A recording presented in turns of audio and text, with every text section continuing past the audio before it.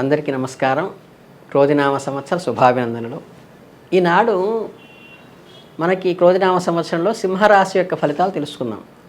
సింహరాశి అనగానే ఏంటంటే మఘా నక్షత్రం 1, 2, 3, 4 పాదాలు, ఉబ్బా నక్షత్రం 1, 2, 3, 4 పాదాలు, ఉత్తరా నక్షత్రంలో ఒక పాదం, ఈ 9 పాదాలు కలిపి సింహరాశి కింద వస్తాయి. వీళ్ళకి ఈ సంవత్సరం ఆదాయం 2 ఉంది, వ్యయం 14 ఉంది. అంటే ఆదాయం 2 ఉంటే దానికి 7 రెట్లు ఎక్కువ ఉందన్నమాట వ్యయం. రాజపూజ్యత 2, అవమానం 2 కానీ ఈక్వల్గా ఉన్న ఇబ్బంది లేదు. ఈ సంవత్సరం వీళ్ళకి గురుడు సంవత్సరాది నుండి ఏప్రిల్ 30వ తారీఖు వరకు భాగ్యముందు తామ్రమూర్తిగాను, ఆ తర్వాత రాజ్యస్థానంలో 10వ గడిలో సువర్ణమూర్తిగాను, శని ఏమో సంవత్సరం అంతాను సప్తమంలో ఉన్నారు. రాహుకేతులు సంవత్సరం అంతా 8, 2 రాసుల్లో అంటే అష్టమంలోను ద్వితీయంలోను తామ్రమూర్తులుగా ఉన్నారు. కనుక ఏంటంటే దీన్ని బట్టి సప్తమ స్థానంలో శని ఉండటం అనేది ఏంటంటే మనకి ఈ స్పౌస్కి కానీ లైఫ్ పార్ట్నర్కి కానీ బిజినెస్ పార్ట్నర్కి కానీ వాటికి రిలేటెడ్గా ఉంటుంది. వాటిల్లో కొంచెం ఇబ్బందికరమైనటువంటి ప్రదేశాలు వస్తాయి. కనుక ఏంటంటే అలాగే అక్టోబర్, నవంబర్లో, డిసెంబర్లో కూడా కుజుని ప్రతికూల సంచారంతో కొంచెం ఏంటంటే ఈ ఫైనాన్షియల్గా ప్రెషర్ కానీ లేకపోతే ఏంటంటే ఒక వెలితి, ఆర్థిక వెలితి కానీ రావడానికి అలాగా ఉంటుంది. అలాగే కొంచెం మానసికమైనటువంటి చికాకులు వాటికి కారణమవుతాయి. కాబట్టి ప్రతిదీ కూడా ఒక ప్లానింగ్ ప్రకారము, ఒక ముందు జాగ్రత్తతో, ఒక సిన్సియారిటీ అంటే ఒక పట్టుదల, కృషి ఉండి కొంచెం ఆచితూచి వ్యవహరిస్తూ ఉంటే చాలా మంచి కలిసి వస్తుంది. విద్యార్థులకైతే ఏంటంటే కొంచెం చంచలమైన భావాలు కలిగేటువంటి ఆస్కారం ఉంటుంది. వీళ్ళు సంకల్ప సిద్ధి కోసం ఏంటంటే కొంచెం ఎఫర్ట్ పెట్టి కష్టపడాలి. అట్లాగే నిరుద్యోగులకి ఉద్యోగ అవకాశం ఉపయోగపడేటువంటి అవకాశం ఉంటుంది, దాన్ని సద్వినియోగం చేసుకోవాల్సిన అవసరం ఉంటుంది. అట్లాగే మనకి హౌస్ కన్స్ట్రక్షన్స్లో కానీ కొంచెం ఎఫర్ట్ పెట్టి చేసుకుంటే అది కూడా కలిసి వచ్చేటువంటి అవకాశం ఉంది.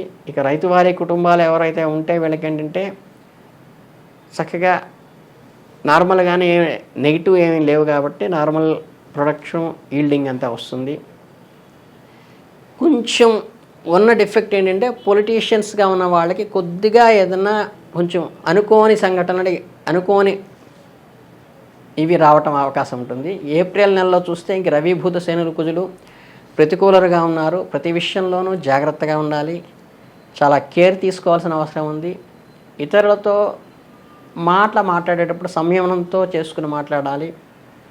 ఖర్చుల విషయంలో కానీ ఆరోగ్యం విషయంలో కూడా కొంత ఏంటంటే జాగ్రత్తగా ఉండాలి. మన బిజినెస్ పార్ట్నర్తో కూడా కొంచెం ఆచితూచి వ్యవహరించాల్సిన అవసరం ఉంటుంది. మే మాసానికి వచ్చేసరికి కుజుడు, శని, రాహువులు ప్రతికూలురుగా ఉంటారు.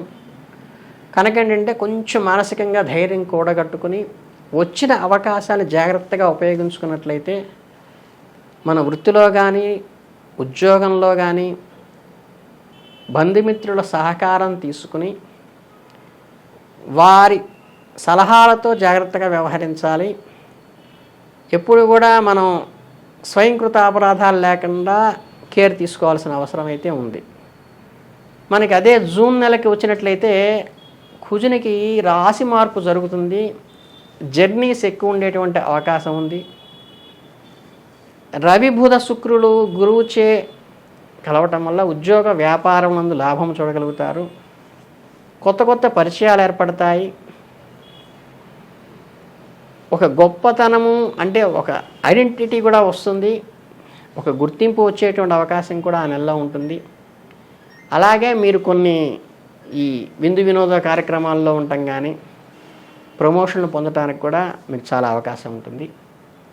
అలాగే మనం జూలై నెలకి వెళ్ళినట్లయితే జూలై 16 నుండి కూడా రవి వ్యయంలో ఉంటాడు 11వ స్థానంలో. అందువల్ల ఏంటంటే కొంచెం ఈయన పాపి అందులో దీంట్లో ఉండటం వల్ల ఏంటంటే కొంచెం జాగ్రత్తగా ఖర్చుల విషయంలో చూసుకోవాలి.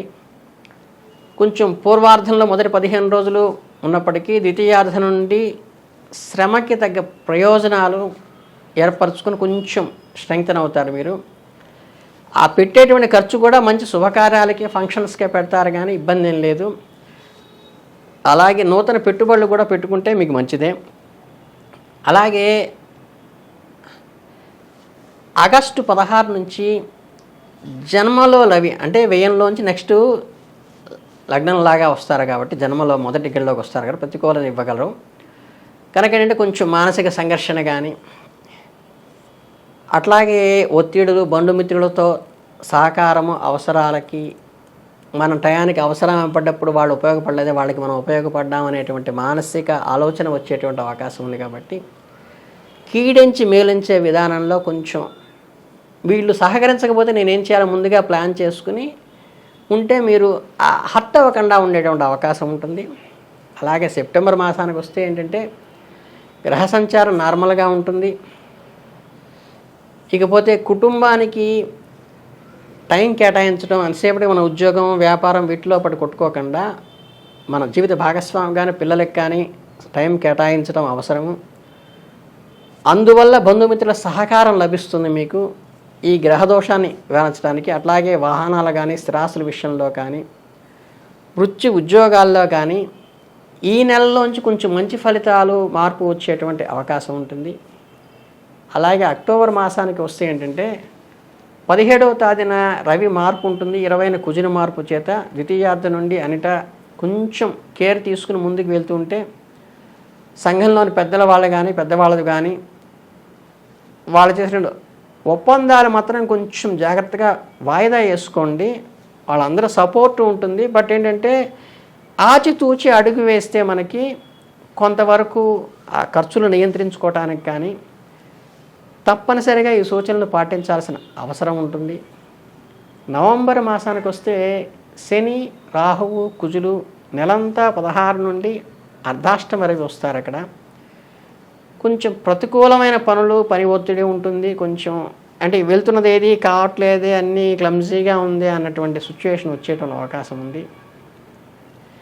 అందుకని మనకి ఎవరైతే శత్రువులు వృద్ధి చెందినట్లుగా ఉంటూ ఉంటారో వాళ్ళని గమనించుకుని సంయమనం పాటించుకుని వాళ్ళతో లౌక్యం నేర్చుకుని వాళ్ళని జాగ్రత్తగా మలుచుకుంటే మనకి కలిసి వస్తుంది.